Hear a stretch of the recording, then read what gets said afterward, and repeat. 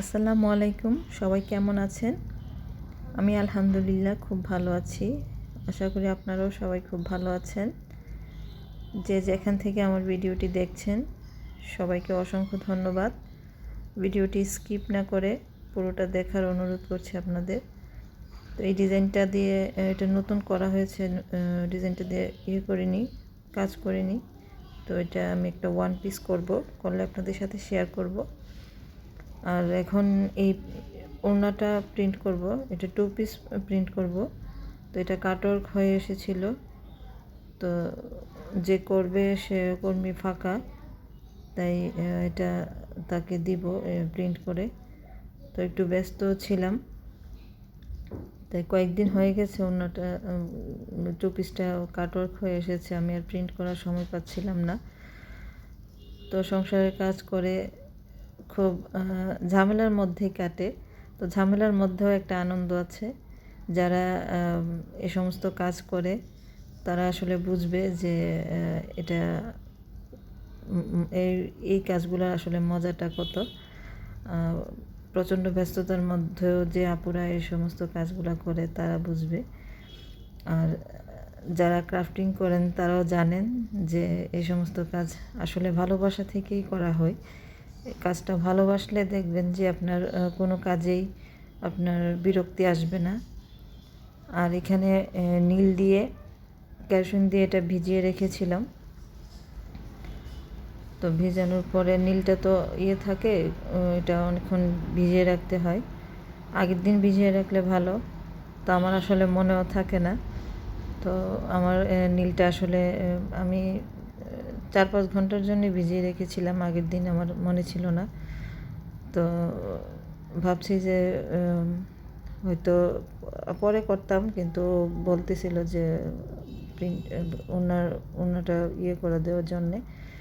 তো এটা দিব। আর কয়েকজন আসবে আমার কাছে কাজ শেখার জন্য। ওরা কাজ করতে চায়, আসলে তেমন একটা পারে না। করে কাঁথা সেলাই করতো তারা, বিভিন্ন ডিজাইন করে, কিন্তু তারা 2 পিস কখনো করেনি, এরকম জামাতে কামিজে কখনো কাজ করেনি। তো বলছিল যে একটু শিখাই দিলে অবশ্যই পারবে। তো তাদেরকে শেখাবো। আর এদিকে আমি মাল্টি কালার জামাটা, এটা আমি 3টা শাড়ি থেকে এটা কেটে নিয়েছি। তো আরেকটা 2 পিস কাটবো।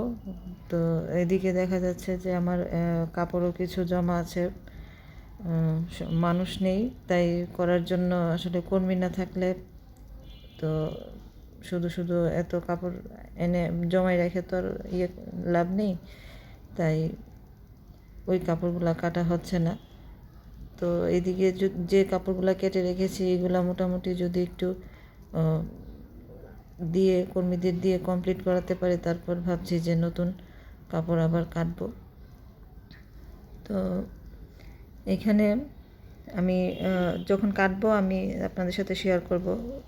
2 কালারের দিয়ে কাটবো। আমার আসলে জোড়া দেওয়া জামাগুলো বেশি ভালো লাগে। এক কালার জামাও করি, তো সব কিছু তো আর শেয়ার করা হয় না। 1 পিস করেছিলাম, ওইটা আসলে শেয়ার করা হয়নি, ব্যস্ততার কারণে শেয়ার করা হয় না। আর এখন বিকেলে বসেছি ভয়েস দেওয়ার জন্য। আসলে রাতে অনেক দেরি হয়ে যায়, ঘুমও আসে, তো ভালোভাবে কথাও বলতে পারি না। দেখা যায় যে কেমন কথা জড়িয়ে আসে, তো রাতে আর ভয়েস দিতে পারি না। মাঝে মধ্যে দেই।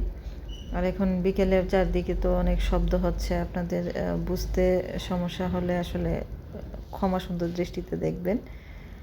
আর এখানে জামাটা প্রিন্ট করছি। যদি আপনারা এটার মাপ দেখতে চান তাহলে আমাকে কমেন্টে জানাবেন, আমি আপনাদের জামার কাটিংটা মেপে কিভাবে কেটেছি সেটা আমি মেপে দেখাই দিব। এটা 2.5 গজ করে কাটতে, 2.5 গজে তো আমাদের ওড়না হয়। তো 3টা শাড়ি থেকে ওড়নার 2.5 গজ করে কেটে নিয়েছি। তারপর মাঝের অংশটা মনে হয় আমি 10 ইঞ্চি কেটেছিলাম, আর বাকিগুলো সমান করে সবগুলো কেটে নিয়েছি। মাপটা আসলে আমার মনে নেই কতটা কেটেছিলাম। তো মাঝেরটা 10 ইঞ্চি কেটেছিলাম। এর মধ্যে আবার কাটওয়ার্কের জন্য অনেকটা কাপড় ভিতরে চলে যায় সেলাইয়ের মধ্যে। তো কাটওয়ার্ক ছাড়া যে জামাগুলো করা হয় ওগুলা ওনার আপনার বহরে অনেক বেশি থাকে, যেহেতু কাটওয়ার্ক হয় না। আর কাটওয়ার্ক দিতে গেলে তো কিছুটা কাপড় হয়, তো সেক্ষেত্রে বহরে পাশের দিকে কমে যায় আর কি ওড়নাটা।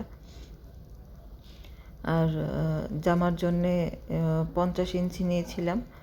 তো 50-এর তো আবার কিছুটা আবার এখানে কাটওয়ার্কে চলে গেছে, তাই তো 50-এর তো কাটওয়ার্কে চলে গেলে এখানে তো আরও শর্ট হয়ে যাবে। তারপর সেলাই আবার কাটিং আছে, কাটতে টেলার্স বানাতে গেলে আবার অনেক শর্ট হয়ে যাবে, 45-এর মতো। অনেকে তো 45 খুব কমই দেখা যায় 45 পরে।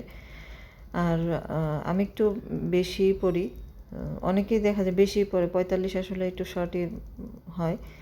তো 50 রাখলেও আপনার এখানে অনেকটা কাটওয়ার্কের জন্য চলে যায়।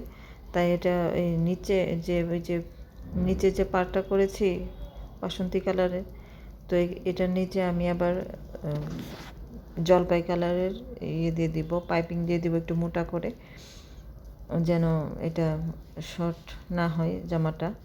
আর যদি কেউ 45 পরে তাহলে তো এটা উপর দিয়ে কেটে নিলেই হবে, নিচ দিয়ে আর কাটতে হবে না। যেহেতু গলা করি নাই, তাহলে উপর দিয়ে কমাতে বাড়াতে পারবে। আর এখন হাতাটা করছি। আপনারা যখন প্রিন্ট করবেন তখন এরকম যখন ছেটা ফুল দিবেন তখন একটু মার্ক করে নিলে একটু সুবিধা হয়, তো তাড়াতাড়ি হবে কাজটা। আর এখানে রাতে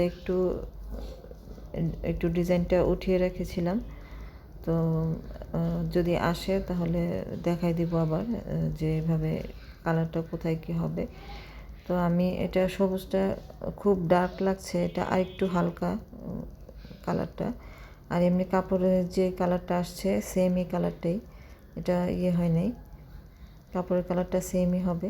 আর সুতা দিয়ে কাজ করছি যে এটা একটু কাপড়টা হালকা, তাই সুতাগুলা আমি একটু যে সুতাটা ম্যাচিং করেছি এটা একটু ডিপ রাখার চেষ্টা করেছি, মানে একটু লাইট কালারে একটু ডিপ কালার দেওয়ার চেষ্টা করেছি।